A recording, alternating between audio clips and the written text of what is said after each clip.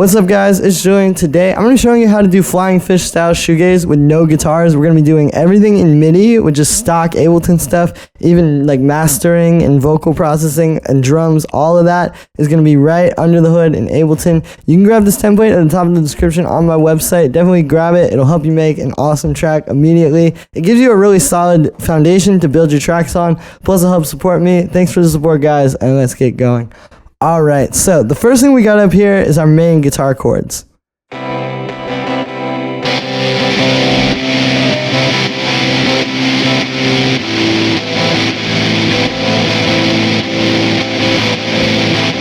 So what's going on here is a really basic sort of movement. We're just going from this C major 7, right, down to this A minor.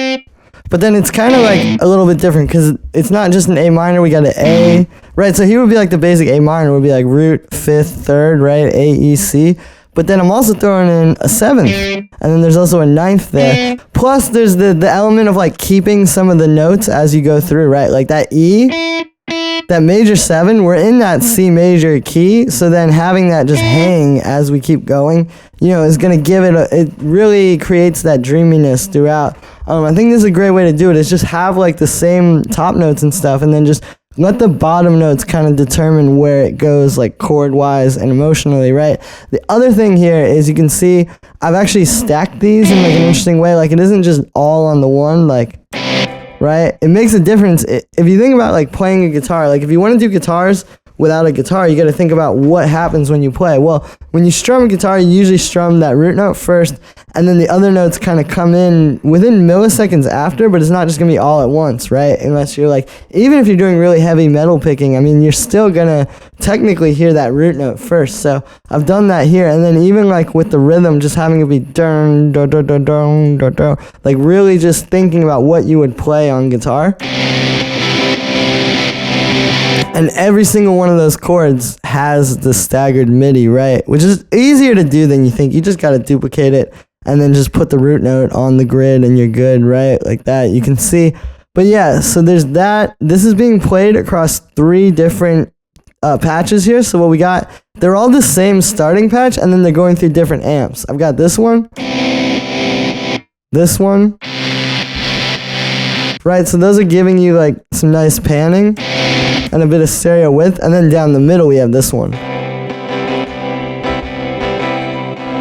which is like a nice lo-fi, crunchy, but still very much clean. And this is like a good technique as well. A lot of people do this with like guitar layering, where you'll have 2 heavy ones panned, and then you just have like a cleaner one down the middle. I mean, they've been doing that since like the 80s, right? As far as the patches on these go, so you can see, yeah, it's this guitar open here, which is basically just a guitar sample. I mean, yeah, I'm not necessarily going to say you should synthesize your guitars from scratch. Like, you still, even if you're trying to do it with MIDI, you still want to use a sample of a guitar, right? And then this first one's going into this heavy amp here, set like this. Plus, I've got this little cabinet blender thing here, so it's basically just a few different cabinets that you can kind of like go between. That's available in the description with this template. And then another thing that I think is big for the Flying Fish shoegaze is the sidechain, right? A lot of people think it's just super compression on the master. I think it's just very calculated sidechain. I think this sound is meant to be a bit lo-fi, but it's like calculated lo-fi. Like you create it through stuff like this, where it's actually pretty clean to just do that, but then it's going to sound like the whole thing's super compressed later. Then we're just cutting a bit of lows, and I boosted a little bit of highs on this one too. On the next one, yeah, you can see, okay, so this one is going into pedal, and then it's actually going into a drum bus. The interesting thing here is you see these are both being blended. It's not like just a straightforward, just like all the way up, like with like a real guitar pedal. Then I got the boost amp, which is actually a bit softer, right? It's meant to be more like a Vox, like an AC30, but then you're pushing it with the pedal and the drum bus, so you still get that nice shoegaze kind of, but it's not so like metal, you know? It's still got that kind of like life to it. I've got the 4x12 cab set like that. I think the cabinet's very important too. Like if you're actually going to do guitars with the amp, you know, I mean, without it, that can be cool too, I think, but if you really want it to sound real, you need the cabinet, right? Then we're sidechaining this one, and then that same EQ. And then on the last one, it's a little bit different, because you can see what we're doing is we're actually doing reverb into the amp. And that's like a great way to get that kind of crunch I'm talking about, right? We go like, and just the shoegaze feel. I've got this blues amp, which is like not that heavy, right? And this one actually doesn't even have a cabinet, but it's like trying to get more of that visceral sort of thing. I got a little bit of drum bus afterwards. Here's without it. So that can be a really great way to add texture as well. You know, like we've definitely shied away on this channel from using drum bus as much over the past few years, because I think on drums, you can have it sounding good and then later realize it's like way too crunchy. But on guitars, this thing is amazing. We got EQ3 here, kind of just bringing some lows down as well. And then I actually have a limiter because I find it sounds good. We got this being sidechained and then that same EQ. So that's the guitar stack, is those three. It seems simple, but you can see there's a lot of little like intricacies that go into making that work. Then we have our ambient guitar.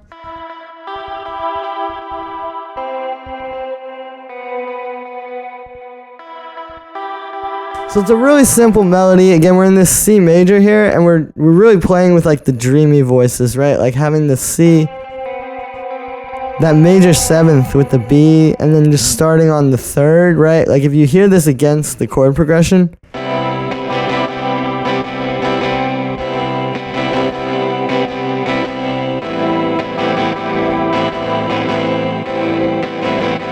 and that's a very like slow dive-esque kind of thing. The other thing with this, I think that's very important, is like just choose your voices wisely, and it's not going to be those like so just heavy constant. Like, I mean, it can really just be dun dun dun dun dun like that. That's all you really need, you know. This is that same guitar open patch, right? I really like that for these. And then we're kind of doing more like a slow dive type of guitar with this. You know, it's really clean. I didn't even put an amp on it. It's just echo, quarter notes, and then a bunch of reverb, and like really washing it out, right? Like this is almost like the strings or something like that. Then high passing, because definitely these ambient guitars can have a lot of low end, and then side chaining this one as well. Then we have our bass.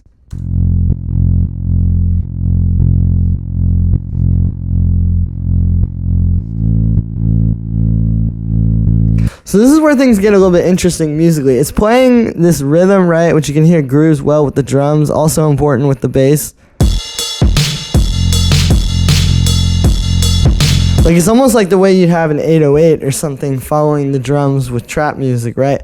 But then if you notice, so the guitars were going C major 7, A minor 9, 7 kind of inversion thing, right?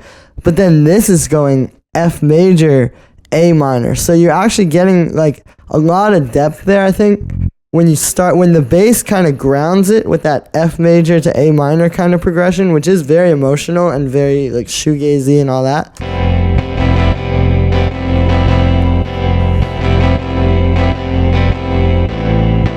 And then they go to the same note. And even like that sort of, I wouldn't call it dissonance, but like that way that you can hear them almost going against each other, it's very, very shoegaze, right? So then also, I mean, if you just take this, let's say we take this and we do just go C major, A minor, like the guitar.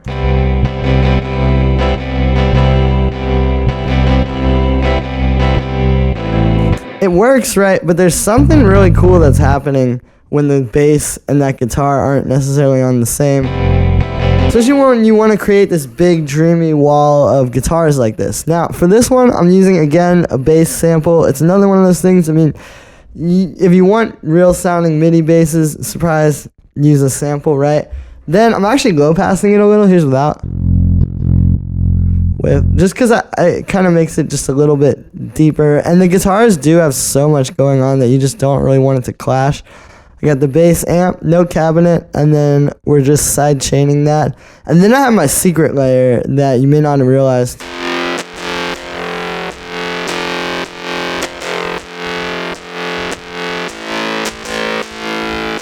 Right, so what this is doing is it's literally that same bass, and I've duplicated it. And then I've got this chord thing here, which is playing, all it's doing is adding a fifth and an octave, right? So these are basically like power chords following the bass line. But there's something very interesting that happens. Like if you listen to the whole mix with it, and then without,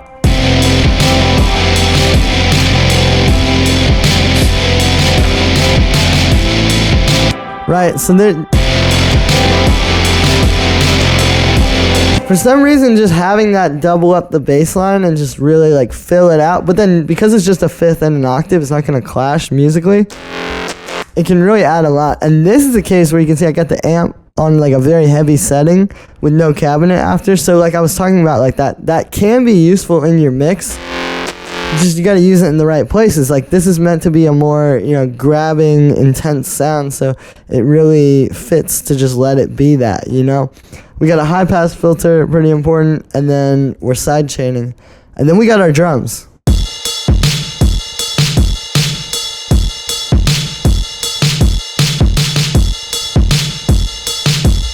So these drums are crazy because I actually had when I was working on this, I had them and they were like a lot cleaner. And then I listened to a bunch of Flying Fish and I realized, yeah, no, these are like, I mean, the drums in those tracks are like straight up distorted and like just messed up. And I think that's part of like what creates the feeling, right? It's definitely a case of like breaking the rules and making something that maybe like a lot of, you know, quote unquote engineers or like mixers, like if you gave this to like the old rock mixer kind of guys, they'd be like, what are you doing, man? But obviously this music really hits with Gen Z and really, so I think it's just kind of a new thing. You can't look at it like, oh, the drums are too crunchy, right? So what we're doing here is, it's really simple. I just have a ride. And then it's like this kind of funky groove between the kick and bass. And going back to like trying to get live sounds with MIDI, you can see like I moved the kicks back a little bit on all the eighth notes. You know, it's a bit swinging. So it just makes it feel a bit more live.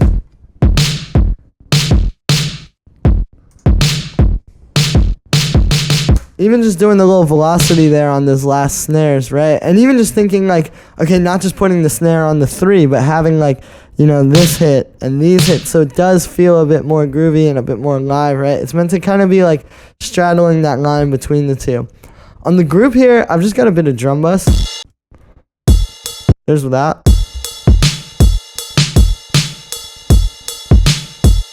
With. This is literally, I've got these like all the way up. It's actually crazy because, yeah, again, like I think in a lot of tracks this could be too much, but it works really well. The other thing is that it's only at 48%. So if you're going to like, I mean, yeah, if you just turn it all the way up, yeah, like you're not going to have any impact. I mean, I think it's understanding and using your ear like, okay, I'm just going to turn this, I am going to push it, but then I'm going to blend it to where you can still have the punch of the drums. And admittedly, like when I first brought this on, it did kind of, you have to turn the drums up a little more. Like it low-key kind of messes them up, but it's just that balance of like really finessing it. And then it's going to add to the overall emotion because if you're trying to make this like hazy, you know, dark, kind of washed out rock, I mean, if your drums are too clean, you know, see, it just kind of feels like wrong. I mean, it's all suiting that feeling you're trying to create rather than like playing the audio engineering rules exactly the way that they would tell you to do it. So then we have our vocals. I watch you burn yourself alive. All that's left is just to die. Alright, so you can see I've got these. I did tune these because I think, like, again, when you're working with MIDI, like, I mean, if you were playing the song live, yeah, auto-tune, maybe not, but this stuff is very, very tight. So you got to go and kind of just clean them up a little bit. I did this with Auto-Tune Pro. You could also, I mean, if you got Ableton 12, you could use the Auto Shift. Easy, right? It's like a great auto-tune built in. But I make these in 11 so that you guys can still download them and everybody can use them. So I just did it kind of ahead of time. Tuning ain't even perfect, but I think these vocals are meant to be like that, you know? It is less about being perfect and more about just like communicating what you were feeling. Like, I mean, I literally just turn on the mic and just spit out the first thing that came to me over this beat, and I think that's really how it should be. It's not, you know, I'm not layering these. Like, I could have sat and done 8 layers and I watch you, you know, really hit it like a singer, but it ain't that. It's meant to just be a bit more minimal and a bit more like, so you have a vocal and like you are, you know, talking about something real, but it's like, it's just one of the instruments. It's not meant to be this like showing off what crazy vocal stacking and performance you can do, right? And it's very cool that way. It's very like equalizing, right? So this is, first I got a little gate on. See, you get all those little like awkward in between noises are just out of the way. Burn yourself alive. Right, it's like a very tight vocal that way. Then we got a bit of EQ8. Burn yourself alive. So just cutting out all the, because also you got to think about this overall mix. There's a lot of like low mid frequencies, right? So like even though that is like on my voice right now talking, for example, I think if we cut out a bunch of bass, right? Like check it out. You kind of, it feels like it's like a cheap mic or something. Like when you're talking, you want to leave that in. But I think when you have a mix where there's literally like distorted drums and you're stacking basses together, you don't necessarily need all that. So we're cutting that. Then I got this multi-band comp here. It just goes from this I watch you to this. I watch you. Just kind of evens it out really nicely. It's only at 56%. I have a doubler here with echo. So this is a great trick. You can just put it on ping pong, turn the filter off, and then give it a really fast time and low feedback. And you go from this I watch you to this. I watch you burn. Subtle, but it's like that's what this chain is. Everything is very subtle, and then it all comes together. I got this little pedal. I watch you burn yourself. Just bringing out some mids and highs. And I also find for some reason distortion just brings a lot of emotion out in vocals, like because it's kind of pulling up a lot of things. And then we have this also a little bit more saturation, again at a very small amount. So we go from this to this to this. Super subtle, but it is just giving us a bit more harmonic resonance. I have this delay, which is actually turned off. Then we have some chorus. So then that's adding even more doubling. So then we go from this to this.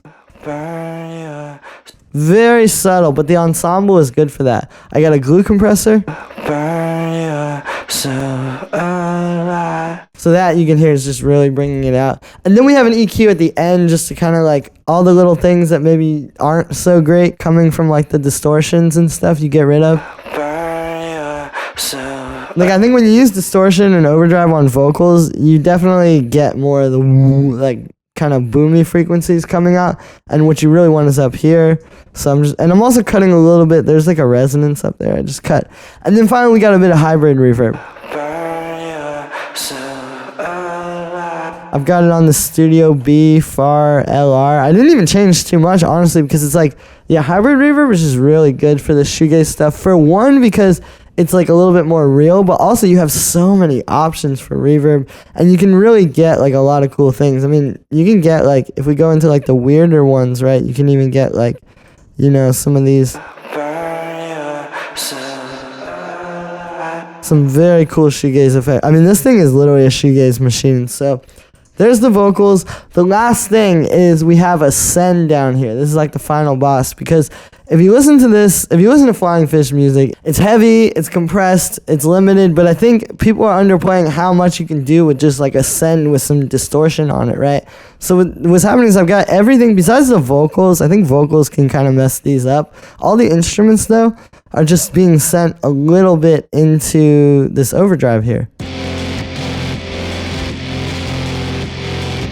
And it sounds crazy on its own, right? But it's turned down quite quietly. Check out the whole mix without it, and then we'll turn it on. Here's without.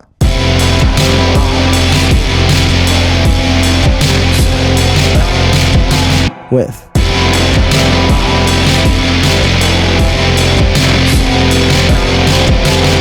Super subtle, but it's just doing that kind of like just wash of like crunch. And the thing is, overdrive really glues stuff together too. Like when you put stuff into here, it's all like very even and stuff. So you get kind of, it's almost like a gluing send, right? And this is very important. I think like if you took a lot of those tracks and you didn't have something like this, you'd be surprised what it sounds like. It's not all just in the instruments. And yeah, so that's going to be it for this one, guys. I hope you enjoyed. Make sure to like this video as well as subscribe. And let me know what you think of this video in the comments. Definitely grab this template. It's sick, and you can build a lot of tracks off of this. You can make like a whole EP with this thing if you wanted to. Thanks for the support, everybody. Every little bit helps, and I will see you tomorrow with another video.